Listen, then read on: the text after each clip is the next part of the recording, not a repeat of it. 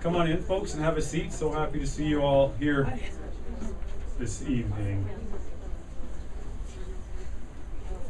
We got time for you to get comfortable. I would have brought one of my friends, but I don't have any. It's a good thing you're married, sir. Yes. That doesn't necessarily give you a friend. So, It's just a comment. I wasn't referring to you. Go sit in the front row. well, welcome everyone. As most of you know, I'm Jim Brayshaw Jr. and tonight we're launching at McNally Robinson. This is it. Satan is finished. It's volume number 4 in a 4-volume Imagine No Satan book series, and it's been an extraordinary journey in the last 7 years getting these volumes out. I had some interesting comments along the way. Had some very supportive comments along the way, and some not so supportive comments along the way. So your support is greatly appreciated. The kindness we get from people with open minds to just listen is always really, really appreciated. And first, okay, I've got some good news and I've got some bad news. Which would you like first? Bad news. But tell it in a happy way. Oh, tell it in a happy way. Well, the bad news is this, it could really be a book in itself. An author's nightmare might be the title of it. So when volume 4 was finally proofed and ready for print, then you send it to the press and then you order the copies that you want for your upcoming event. And it all goes smooth. So with plenty of time ahead, Mr. Author had it approved, and he phoned and on the internet made the order for a nice amount of books so that there was books available for the week of the launch at McNally Robinson. Well, it was all going smooth because about a week and a half before the event, one box of 10 showed up. They were coming in boxes of 10 over that weekend, and that was fantastic. So the next one should have come the next day, and so on and so on and so on. And as it turned out, they didn't come. And then a couple days prior, greetings, come on in and make yourself comfortable. And a couple days prior to this event Mr. Author was having, he decided to phone the publisher and say, hey, where are my books? And publisher said, oh, well, let me just do the tracking on that. Oh, we have no tracking information on that. That's odd. And you received one box already almost 2 weeks ago, and they should have been there plenty of time. I'll tell you what we'll do.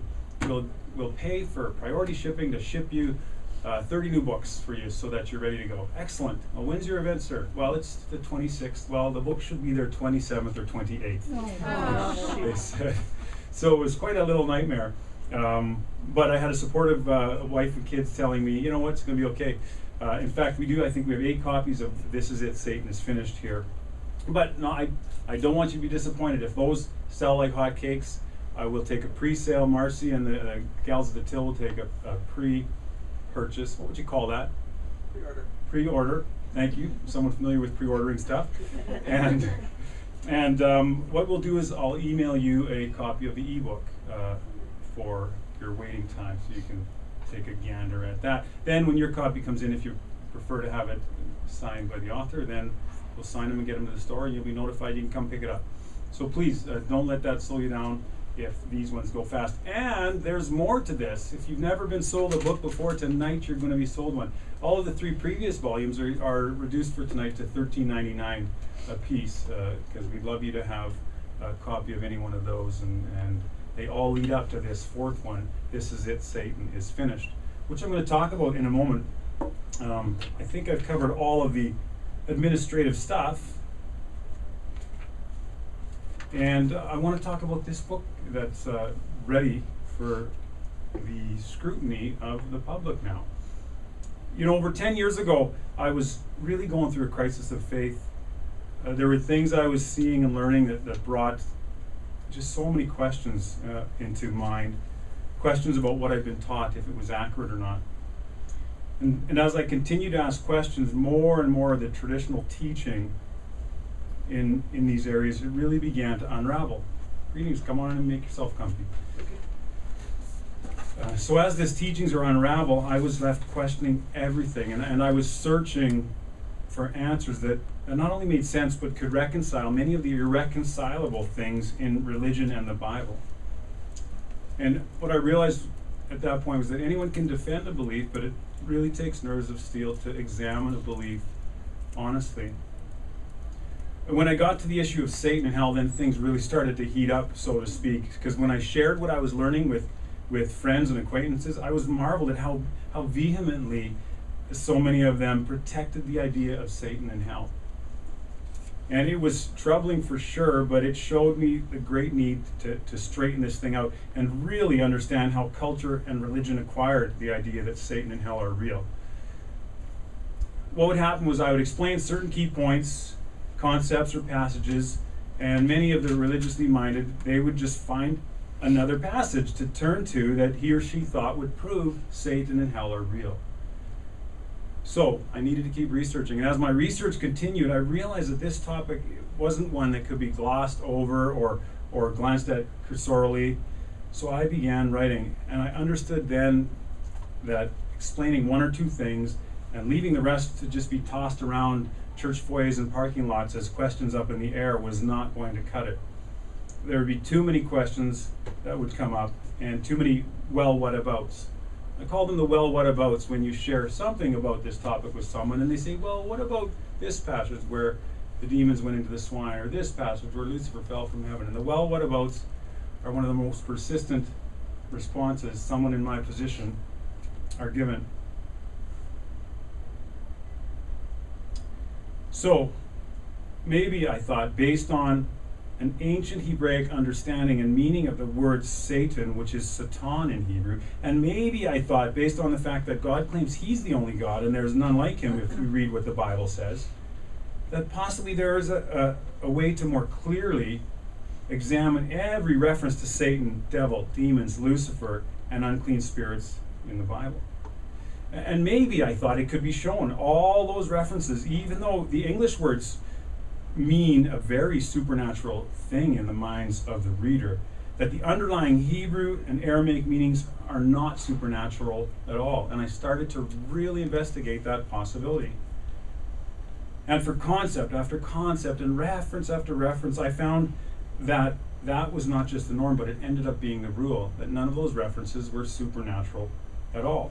The English word Satan was certainly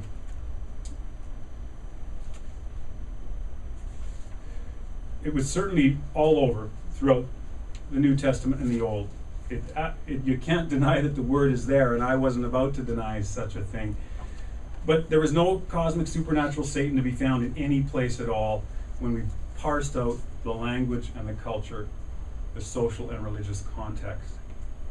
The word Satan just simply never was meant to be a name, and it was never meant to refer to a cosmic being, and that was delighting me to find that out, even though it was troubling me to change a pillar of my belief system. So where's this journey taken me? It's taken me, if we follow the volumes, it's taken me through the Old Testament, and no literal Satan was found there. I was looking for a literal Satan in these texts. And then it took me through what's called the intertestamental period, and no supernatural Satan was found there either. Through every reference to Satan, hell, devils, demons, and demon possession I looked at on this journey in Matthew, Mark, Luke, and John, the Gospels. And what I found was the Aramaic and Hebraic meaning of these words were really buried under centuries of English and Greek thought and language. But could they be unearthed? I thought they could, and I slowly was unearthing them.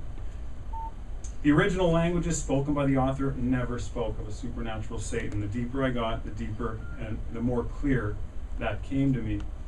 And that left me with the Acts to Revelation, bringing me to this is it. Satan is finished. The last volume in this series. In this final volume, what I do is I reset the stage to help us understand the extraordinary period of the apostles in the first centuries. And I take to dismantling this contemporary view that we're all so familiar with. A view of Satan that proliferates in culture abroad.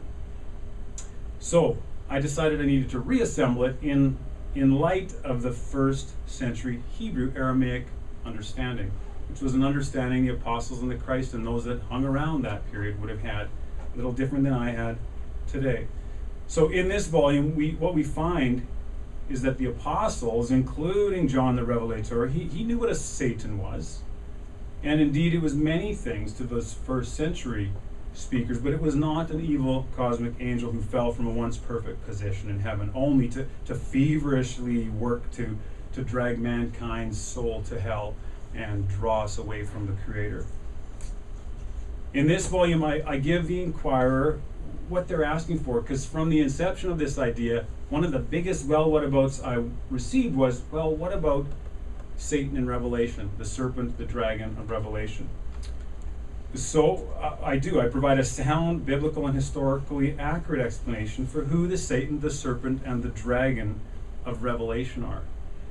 Many thought it couldn't be done because it was so clear to them, the graphic imagery that comes out from John the Revelator. But these characters written about by that first century visionary, they were simply euphemisms for the oppressive culture, government, and the religious philosophy that had so polluted the pure form of religion that John believed Christ had come to represent. Every time in Revelation where Satan, the beast, the dragon, or the serpent are mentioned, we find the Bible explains that what those things are. Without fail, we find them to be rebellious men or the false religious systems. That would be in the mind of the original author. Religious systems that are designed by men. By the time we wrap up the final passages in Revelation, I make it abundantly clear, and this is it, Satan is finished, that though things sound very supernatural to our English ears, John, the Revelator, had no intention of portraying that there was a second godlike entity in existence that was engaging in battle with this creator.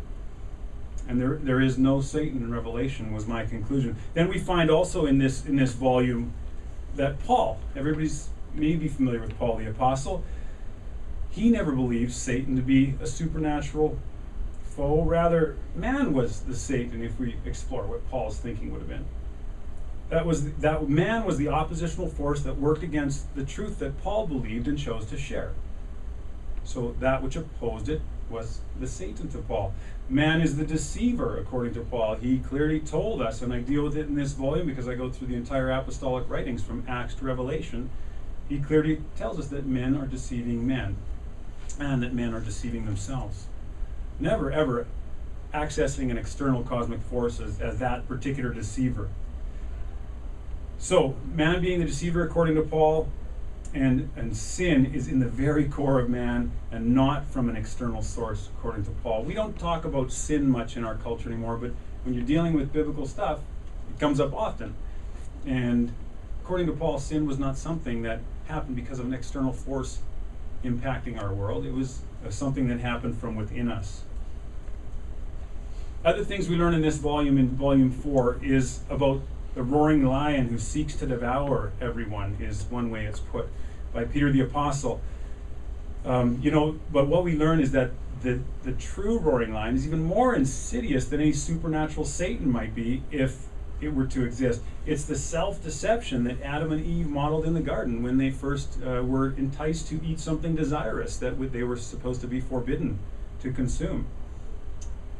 As well, this roaring lion are the nefarious philosophies, principles, and ideas of man that take us further from what's seen as biblical truth to the writer. Yet those people that propagate these truths, they presume they're taking people closer to truth. That would be the roaring lion. It's not some cosmic entity that has large fangs and a golden mane. Then, and this is it, Satan is finished, we look into Jude. In the writings of Jude, we hear about angels who didn't keep their first estate. They're chained up until judgment, is what we're told. Whatever that's come to mean in the minds of a Western believer is up for grabs. But the idea that the speaker in Jude was articulating was about a group of men. The word is angels in the Greek, and the word actually means messengers. These messengers, men, angels, were at one point in Israel's past rebelliously pitting themselves against the truth and leadership Moses brought. Those angels were opposing the leader of a nation. So these men, they're long dead and buried, was what was meant by they're chained up under darkness until judgment. They gave up their first estate in this way, which is what is spoken of in that text, meaning they left their privilege to be part of this group of leadership that they were invited to be, which supposedly was the right side to be on. And according to Jude, they're going to remain in that state until they're woken up to be judged, chained up in darkness, everlasting chains under darkness until judgment. further in this one, one of the big things I deal with in This Is It, Satan Is Finished, is spiritual warfare. It's commonly thought that there's a mechanism or formula to take down supernatural spiritual entities when we use the name of Jesus or prayers or holy anointing oil. It's called spiritual warfare. But Paul had a different take on this spiritual warfare, and not the take that we have been told he's given us. He was teaching us, the audience, the hearers, those of his writings and those that were in his presence when he spoke these words, that they're not to fight flesh and blood in their fight. Rather, what we're fighting, according to Paul, was a mindset. A government-approved anti-God philosophy was what Paul was trying to articulate. Not that there's some supernatural entities that we're fighting, and not that we're fighting flesh and blood. He made the differentiation between a governing philosophy of a day and a human person that you might do battle against. So, it was a belief system that stems from self-exalted leaders who indoctrinate the masses. And the language of the spiritual warfare passages bears out, and I present that in this volume as well. If we take the Light the Night walk, I think it's this Saturday, and those who are walking to end violence against women, they're not going out to militantly oppose misogynists. They are, however, engaging in a fight against the forces that allow and perpetuate violence against women, be they legislation or lack thereof, or religious prescriptions, or man's mindset. Their warfare is not against flesh and blood either, and that's what Paul is trying to articulate, not that there's this supernatural side we need to be dealing with all the time. Another couple points about what you're going to get from This Is It, Satan Is Finished. There's a renowned angel of light. I don't know if you've all heard of the angel of light that comes to deceive, but it's dealt with here as well, and guess what? It's not a supernatural cosmic entity. Don't know if that's surprising to hear from me at this point, but none of the characters mentioned in the New Testament or Old are referencing supernatural entities. This angel of light dealt with here, and I'll give you the synopsis. It's no more than a human messenger again, who speaks what appears to be truth, but is in fact speaking against the biblical truths that the apostle believed were accurate. So with an angel being a human messenger here, and the word Satan simply meaning one who opposes, we find that bright character to be a human leader who has ministers of righteousness, but they are in fact subversive to Paul's message. No different than if I were to be sharing a message that someone believed was erroneous, and people adopted my message and shared it with others. Those then become the ministers of righteousness of that messenger of supposed truth. So what you're going to find in this book is the clear and simple facts that Satan and the devil are, neither of them are supernatural. But what are they? And I lay it out in numerous ways. They're a physical infirmity, a Satan or a devil, a mental illness, a person who is adverse to another person, one who is adverse to good, a teacher of false doctrines. And the false doctrine itself is often called a demon or a devil. An old woman who makes up folk tales about God is actually called Satan, and I discuss why that is in here. A man who acts in the role of deceiver. A government that oppresses a people is the Satan or the devil. And the most common Satan we see everywhere is how we are often adversaries or Satans, if I'm using biblical language, to ourselves. In actually this 613-page book covers every instance of Satan, devils, demons, unclean spirits, and the like. And in one of the chapters on dealing with the deceiver, we find that Paul shares a message which is vital to understanding. According to Paul, the following things are some of the behaviors that are among the many things which are the devil. The devil being that which is in opposition to good. So I encourage people in here to even commit this brief list to memory, because in Ephesians we're told the following behaviors are the devil. Stealing instead of working is the devil, according to Paul again. Corrupt communication instead of edifying someone is the devil. Bitterness is the devil. wrath is the devil, anger is the devil, clamor is the devil, evil speaking is the devil, and malice is also the devil. This is a list that's provided for us in Ephesians, clearly showing us there's no supernatural character at work here. It's, again, attributes and behaviors of us. So in conclusion, I'd like to say I thank you so much for taking time to join me here tonight, and I hope you can enjoy a coffee or tea. I'd be happy to entertain any questions, and if you have a group that you'd like to hear more about this, I'd be delighted to speak to them at any time. Just contact me. I've left a card on each of those chairs. And I reiterate again as I close and then take questions if there's any. Anyone can defend a belief. It takes nerves of steel to examine a belief openly.